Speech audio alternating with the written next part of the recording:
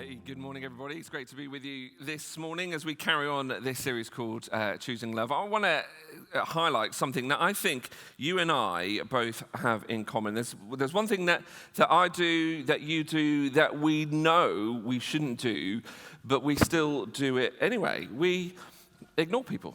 Not all people, not all of the time, but sometimes we choose to ignore people. It might be somebody for whatever reason, but there's moments in our lives when we see somebody across the road or across the room and we pretend that we've not seen them. It might be the big issue salesperson. You see them by the side and you walk by pretending that you've not seen them. They know that you've seen them, and you know that they know that you've seen them, and they know that you know that they know that you know that they know you know.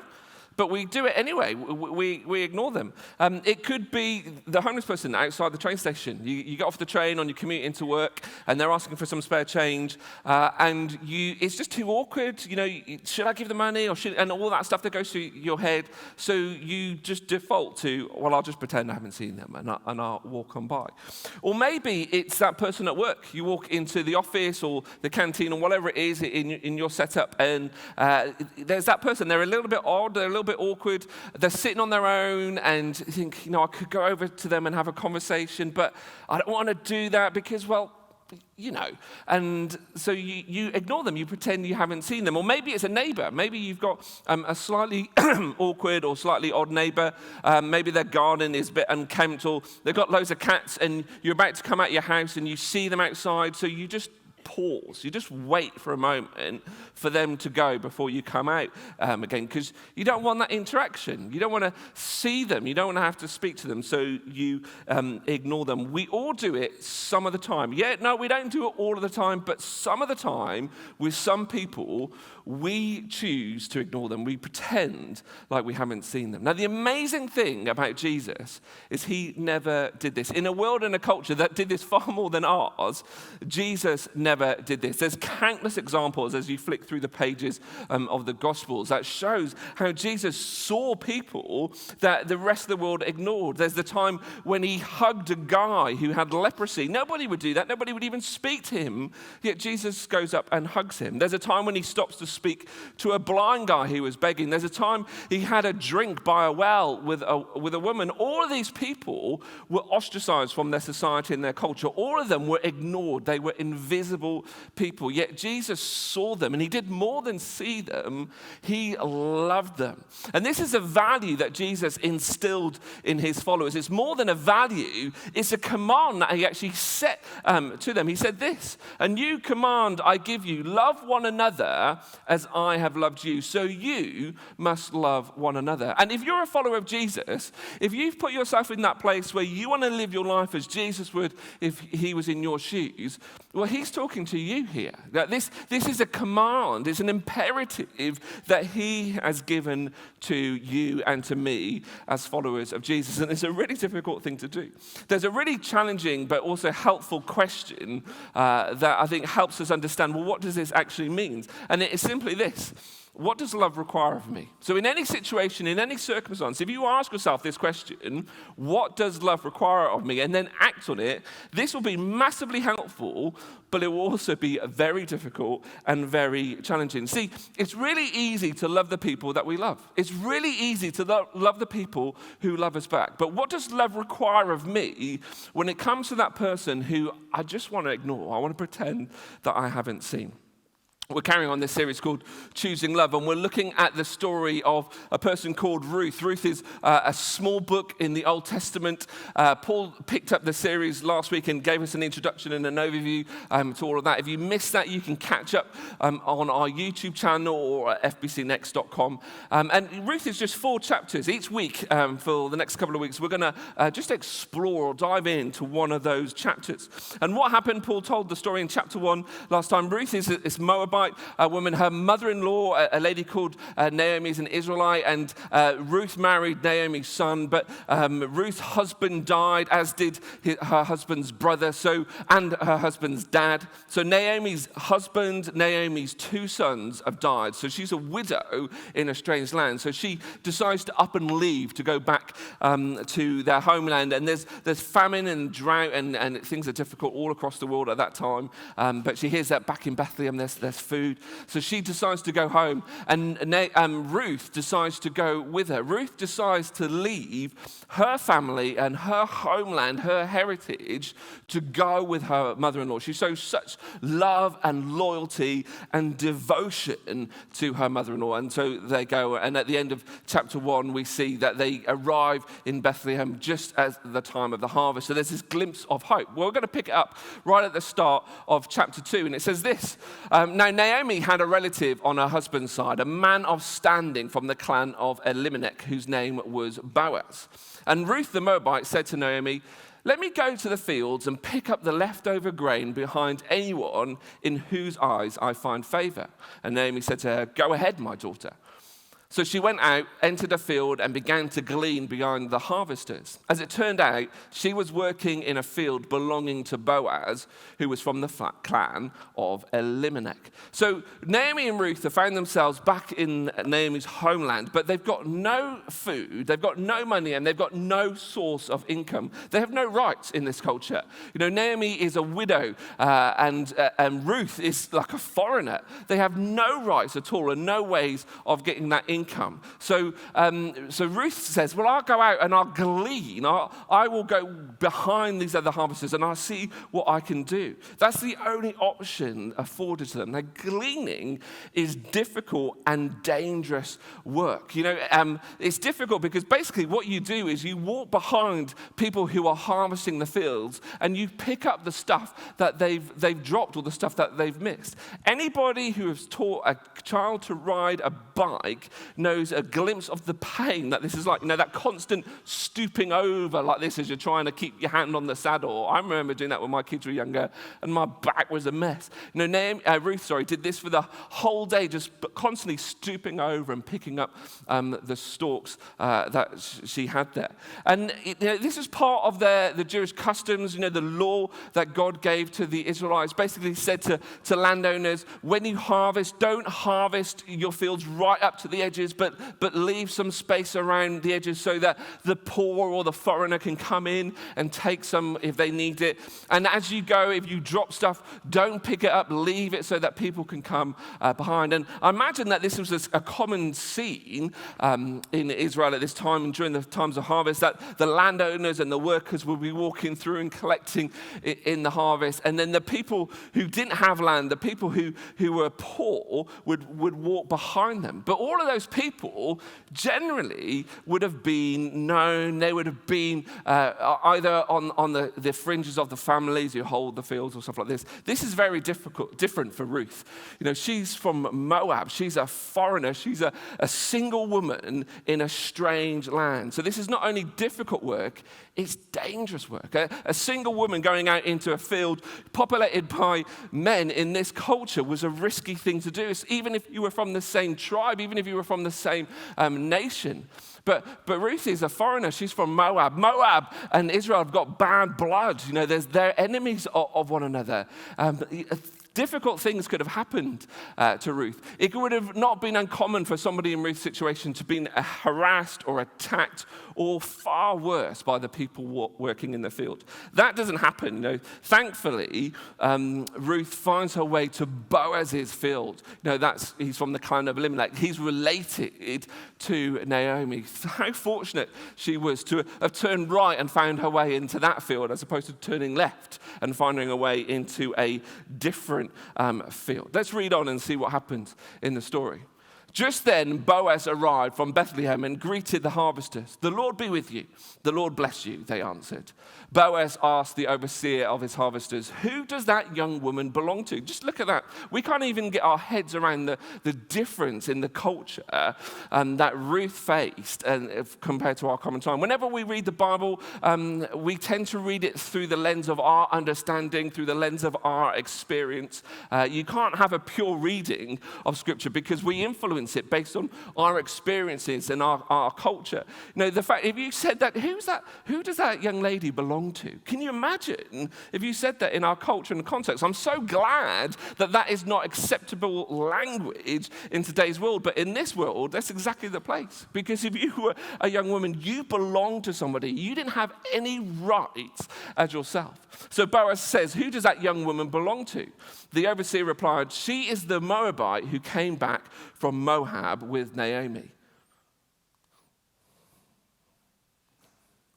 She said, "Please let me glean and gather among the sheaves behind the harvesters." She came into the field and has remained here from morning till now, except for a short rest in the shelter. Now, we actually see a lot about Boaz and his character through this conversation. Just the way that he greets his workers and the way that they respond to him with respect show something of Boaz and his standing in the community and amongst his workforce. But also the way that Boaz's workforce is treated Ruth, that they allowed her to glean behind them. They didn't harass her. They even allowed her to make use of the shelter when she needed to, when she needed to have rest. No, I mean, I didn't grow up in this time. I'm not as old as Paul, so sorry, Paul. But we don't know what would have generally happened. But from our understanding from history and some of those heritage that we see, what tends to happen is, again, if you're a single woman in this place and you're doing this in a field with people that you don't know, chances are you're going to get harassed at best. That's the best outcome for you. But these workers don't do that. They allow Ruth to glean behind after them. They sort of almost watch over her at a distance. They don't harass her. They don't abuse her. They don't attack her. They allow her to get on with that. And maybe like in other fields, the workers would have, if the landowner's there, they might not mistreat somebody in that situation. But when the landowner's away, they would do whatever they wanted. And nobody really would have batted an eye in that culture. That's not happening here. It shows something about the standing and the character of Boaz and how he's instilled that in his workforce. Let's read on. So Boaz said to Ruth, "My daughter, listen to me. Don't go and glean in another field and don't go away from here. Stay here with the women who work for me." And he's saying that because he knows exactly what could have happened. If she'd turned left instead of turning right, this could have been so different. Don't go somewhere else. Stay here and stay with the women who work for me.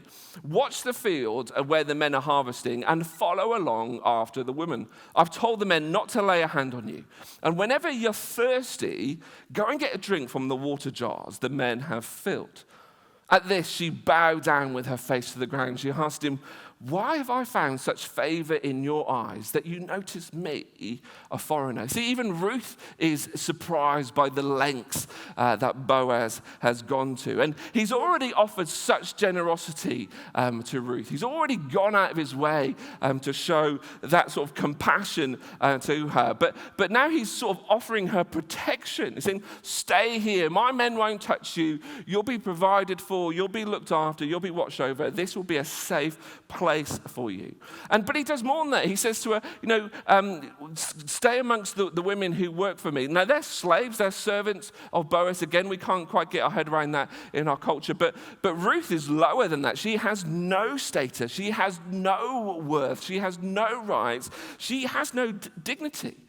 Yet the way Boaz speaks to her, the way that Boaz treats her, elevates her. He elevates her status, and brings her up, that she has some sort of rights now. She is seen and that she's protected, she's watched over. And it continues. Boaz replied, "I've been told about you and about what you've done for your mother-in-law since the death of your husband, how you left your father and your mother and your homeland and you came to live with a people that you did not know before. May the Lord repay you for what you have done. May you be richly rewarded by the Lord, the God of Israel, under whose wings you have come to take refuge. See, the reason why Boaz is doing this, or part of the reason why Boaz is doing this, is because he's moved by the loyalty that Ruth had shown to Naomi. Now, people would have heard about this. They would have heard about Naomi coming back, and they would have heard about, this Moabite woman coming with her, because it's bizarre. Why would you do that? In this culture, in this world, why would you leave your family to come with your mother-in-law? Why would you leave the protection and the security that you had back there to come there? Boaz is moved by the loyalty that Ruth had shown to Naomi, and he's protected her, and now he prays for her. He prays blessing upon her. May you be richly rewarded by the Lord, the God of Israel, under whose wings you've come to seek refuge. He recognizes that his God is not Ruth's God, but he prays for blessing for Ruth and for her experience. Let's read on. At the mealtime, Boaz said to her, "Come over here, have some bread and dip it in the wine vinegar." And when she sat down with the harvesters, he offered her some roasted grain. She ate all she wanted, and she had some left over. Just again, picture the generosity that Boaz is saying. She's over there on her own. They're eating, and he says, "No, come and eat with us. And don't just come and eat a bit. Have so much that you have leftovers that you can actually take it away." As she got up to glean, Boaz gave order to his men, "Let her gather among the sheaves, and don't reprimand her. Even pull out some stalks for her from the bundles and leave them from her to pick up, and don't rebuke her." So Boaz is again, he's providing for her, and he's saying to his workers, actually, I want you to take some of the stuff that you've harvested, and I want you to give it to her. But don't just give it to her, because that might be patronizing. I mean, even this seems a little bit patronizing. But leave it to make it easier for her. He's trying to make life a little bit a bit more comfortable for her. He's protected her. He's prayed for her. And now he's providing for her. He's watching over her. He's gone far above what was expected in that sort of law about where you harvest and where you don't harvest, to look after people who are in need, or people who are foreigners and those sort of things. Let's keep going. So Ruth gleaned in the field until evening, and then she threshed the barley she had gathered, and it mounted to about an ephah. Now, imagine this. She's done this all day. She's spent the whole day stooping over, gathering up these sort of sticks of barley, or the ears of barley. And then that in itself is a lot of work. The amount that she's collected is about 30 pounds. That's like 13 kilograms of barley that she's harvested. Now, a good worker on a good day might be able to collect like a tenth of that. Ruth has gone way above. Now, obviously, Boaz has made things a little bit easier for her, made it a little bit more simpler for her. But even after that, she goes out and she threshes it, and we see something of the work ethic of Ruth in here, that she's willing to work hard. And this is a significant amount. If she can keep this up every day throughout the harvest, she will be able to collect enough food to support her and Naomi for an entire year. So this is good going. She carried it back to town. I mean, that's significant in itself. After a hard day's work, she then picks it up, puts it on her shoulders, and walks back. And her mother-in-law saw how much she'd gathered. Ruth also brought out and gave her what she'd left over after she'd eaten enough. "The Lord bless him," Naomi said to her daughter-in-law. "He's not stopped showing his kindness to the living and the dead." That's a strange sentence. What's Naomi getting at? He's not stopped showing kindness to the living and the dead. Naomi's probably referring to herself, the living, and her husband and her children, the dead. Boaz is part of their family, part of that clan, and he's still showing that love and that support both to Naomi, but also to Naomi's husband and to Naomi's sons through the way that she's done that. That's probably what she means there. And she added, that man is our close relative. He's one of our guardian redeemers, or kinsman redeemers, as it says in some translations. And again, that sounds a strange phrase. A guardian guardian redeemer or a kinsman redeemer. It was again part of their Jewish law and their Jewish customs that basically said, if your relative is in need and you're a close relative to them, it's your responsibility to watch over them. It's your responsibility to look after them. So Boaz is in a position where he has stuff, and Naomi, who's part of his clan, and Ruth through Naomi find themselves in need. Because of the guardian or the kinsman redeemer law, Boaz is obligated to do something for them, to watch over them, to protect them. But that obligation didn't necessarily extend to the lengths that Boaz went to. And this stuff is there. This stuff is in the law and their customs. Even that stuff about harvesting and not going to the edges of the fields, that's there in their culture and their customs. Doesn't mean that everybody did it. In fact, quite a few people, we think, would have ignored that and not gone through with that, because actually this would cost Boaz. It would be difficult for him. Then Ruth the Moabite said, he even said to me, stay with my workers until they finish harvesting all my grain. And Naomi said to Ruth, her daughter-in-law, it will be good for you, my daughter, to go with the women who work for him, because in someone else's field you might be harmed. So Ruth stayed close to the women of Boaz to glean until the barley and wheat harvests were finished. And she lived with her mother-in-law.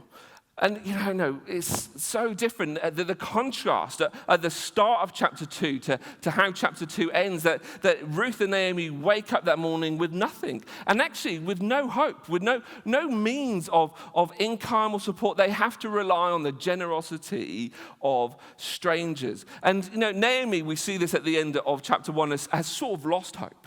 She's changed her name to be called bitter because God is taking stuff away from her, and she has no hope. But Ruth seems to sort of have this optimism. Ruth seems to have this hope that Naomi's God will watch over them, that Naomi's God will provide for them. And there's so much that we can take away from this chapter. There's Ruth's ongoing dedication and loyalty to her mother-in-law, that she's willing to risk her life to provide for her and to protect her. There's her hard work, that the lengths that she's going to go to or willing to go to find provision. There's her humility to be willing to make herself lower than a servant, again, to protect and to provide for her mother-in-law. So much that we could draw over this. But I want to just quickly take a look at Boaz and his actions. And right at the start of the chapter, we hear that Boaz is a man of standing. That literally means that he has good character. He's noble. He's a good man. And Ruth is a nobody. So she's got no standing. She's got no status. Boaz is this man of standing. He's respected in his community for who he was, I think, for what he did, for the way he acted, not just because of his power or his position or the money that he had. He was a man of standing because people could see the way that he acted. And you have this contrast of Boaz and Ruth. Ruth has nothing. She's a foreigner. And she is there relying on the generosity of strangers, and she relies on the generosity of Boaz. And, most people, as I've said, wouldn't have done this. Most people wouldn't have acted in the way that Boaz did. Most people would have harassed or abused, or far worse, to Ruth. But Boaz didn't. He goes out of his way and he goes out of his pocket to protect and to provide for Ruth. And actually, he's willing to risk his reputation. What will his workers think? What will his neighbors, what will the other people in the clan or the community think about the lengths that Boaz is going to show grace and favor to Ruth? He chooses to love Ruth when the best of the rest probably would have chose to ignore her. They might have allowed her to glean and all that sort of stuff, but she's there, and she's almost like the nuisance. They're like, okay, she's there, and we have to do this because it's part of the law and the customs. That the best of the rest would have done that. They would have allowed her to do that, but they wouldn't have gone to the lengths that Boaz had gone to. They would, okay, you're all right, but they wouldn't even have asked about that. They perhaps wouldn't even known who she was. But Boaz goes far beyond that, and Boaz answers this question: what does love require of me? His actions sort of show this and respond to that. And he realizes that love requires me to act with compassion. that he sees Ruth. He sees the suffering and the challenge that Ruth faces and Naomi face. And he was moved, not just to, that must be difficult. He was moved to do something about it. He was moved to act. He acted with compassion. And that leads to the second thing that love required of him, to act with kindness. Again, the way that he treated, the way that he spoke to Ruth. He showed gentleness to her. He included her. He elevated her standing in the eyes of the people around her. And he cared about her. He cared about how she felt, not just what she needed. He didn't just see, okay, here's a woman who hasn't got anything and her mother-in-law hasn't got anything. So they need food and they need a source of income and that sort of stuff. So here you go. I'll do that. That's the provision. He didn't just do that. He cared about how she felt, and he acted with kindness. He acted with gentleness to them. This compassion coupled with this kindness influenced the lengths that he would go to demonstrate love, to show love to Ruth. And it leads us to the third thing that love requires of us, to act with generosity. See, Boaz used what he had to help Ruth with what she didn't have. He took the stuff that he had available to him and he used it to help Ruth in the things that she didn't and Naomi didn't have available to them. But this is more than just finances. This is more than just the grain and those sort of stuff. He gave his time and he gave his position, his status. He leveraged what he had and the influence and the power and the position as well as the provision to actually help Ruth and to help Naomi in what they didn't have. He was generous with all of those things. Now, if we fast forward into our culture, we can see that our world is so different. We're thousands of miles away from where this took place, and we're thousands of years away from where this took place. The world is so different, but there's still so many common things that are in there. Our world is different. We do have a moral code. We have human rights. We have enforced laws, which actually weren't necessarily there, But even though there's some diversity, there's so much similarity. What do we do when we're in a position of power and we're faced with someone who isn't or who hasn't? What do we do when we're in that position of power and we're faced with that person who has less than we do? What do we do when we're in that group of people and there's that person who's left out, who's sort of pushed to the sides? How do we act? What do we do when we find or we see that person, we come face with that person who has nothing? We have more than enough to survive. We have enough to thrive. And then we're come face to face with that person who doesn't even have a home, a roof over their head or know where their next meal's coming. What do we do when we're in that situation? What do we do when we recognize, we're in a position of status and security and we come face to face with that person who has to fight just to get to the same starting place as us? What do we do? This is the same thing that Boaz was faced. We're in that position of privilege, and there's people who don't even, have to fight just to get to where we start from. How do we act? How do we respond? Let me tell you something about me that I'm sure you could have figured out for yourself. I'm a middle-aged, middle-class white man living in southern England. Life does not get more comfortable than that. Life does not get more comfortable than this. I can't even begin to understand the privilege or the position that I'm in. I can't even begin to understand the benefit of what it is to be me through nothing that I've earned, nothing that I've achieved, nothing that I've done, just simply because of who I was born to and where I was born. Just simply because of that. I did nothing for this. Yeah, I benefit from the position of that. I can't get my head around that. And I also can't even begin to get my head around what it's like for somebody who doesn't fit into these categories. I can't get my head around what's it like for somebody who has to fight just to get to the same starting point that I've been blessed with, that I've benefited from. I can't understand that.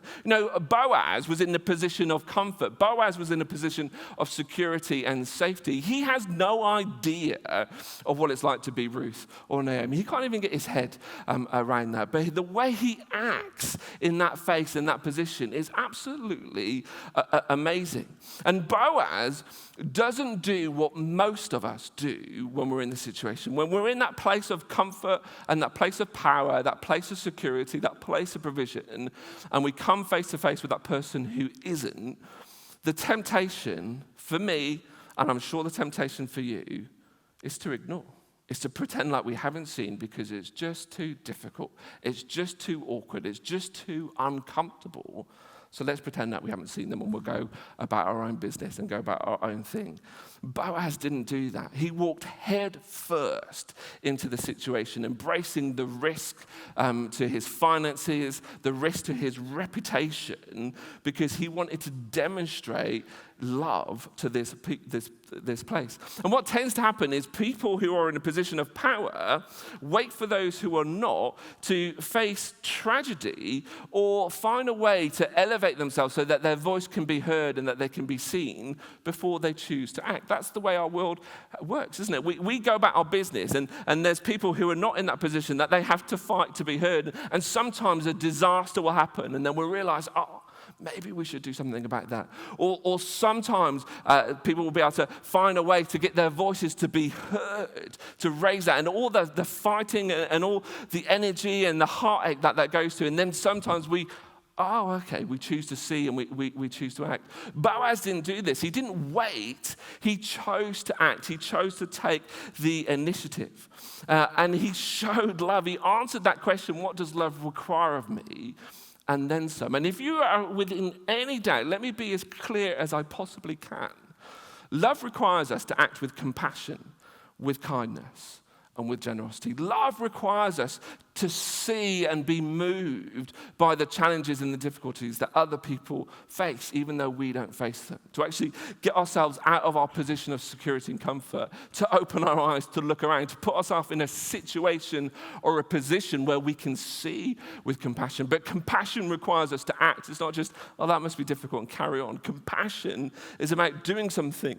And then that's about acting with kindness. Kindness isn't just about meeting need. It's about caring about how people feel and the impact that has, elevating their dignity and their worth, just as we saw Boaz do for Ruth. And then generosity, using what we have to help people with what they don't. That is what love requires of us. And that's what Boaz did. And if you're a follower of Jesus, this is what following Jesus requires of you. You see, Boaz was obligated to help Ruth and Naomi because of their Jewish laws and their customs, but it didn't mean he had to go to the lengths that he went to. If you are a follower of Jesus, if you've put yourself in a position where you say to him, I want to live my life the way that you would if you were in my shoes. I want my life to be centered around your values and your principles and your purposes.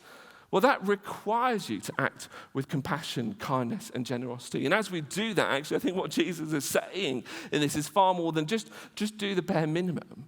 He's saying, allow yourself to be moved by this, to take the first move, to ask yourself that question, what does love require of me?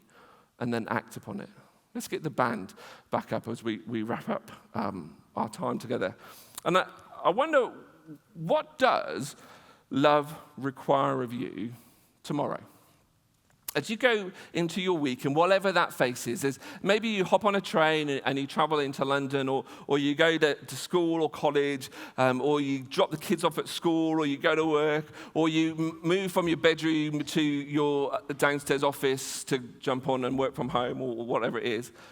What does love require of you? What does it look like for you in that place, on that front line, wherever that is, for you to act with compassion, with kindness and generosity? What does it look like for you not just to ignore the people that make life a little bit too difficult, a little bit too uncomfortable for you? What might love require of you? Jesus said to his followers, a new command I give to you. Love one another as I've loved you. And what that means is he says, the lengths that I've gone to, that I acted first, I didn't wait, that I saw your need and I came and I helped it, but I did more than just provide.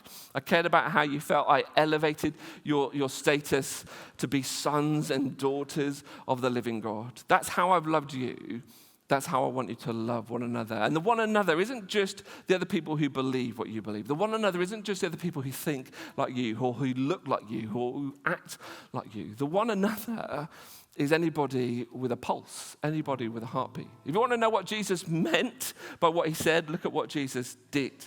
And actually, as you look through the Gospels and you see the way that he demonstrated love to people, he's saying, look, this is how I've loved. I want you to do the same. That is massively challenging, massively difficult to do. But one thing I've noticed is that when Jesus calls us to do something, when Jesus commands us to do something, he equips us to do it as well. He says, I am there right alongside you. I will support you. I will strengthen you. I will inspire you. I will motivate you. And I will challenge you to do this. But you have to take the first step. So what might love require of you tomorrow? Let's stand together and let's pray together. Father God, we thank you so much for the way that you've demonstrated love to us, the way that you reached across heaven and earth to demonstrate and declare and to pull us closer to you, the way that you went out of your way to help us. And I thank you for the example of Boaz, for the lengths that he went to, for the risks that he was willing to pay to show love to Ruth. Thank you for that example. I pray, Lord, that it would inspire us. I pray it would challenge us to be more than we are, to not ignore those people that we just choose to ignore because it's just too difficult. We don't know what to say and we don't know what to do. Help us overcome ourselves and to step out with faith and obedience, to see and to act, to love as you've loved us. Bless us, Lord. Amen.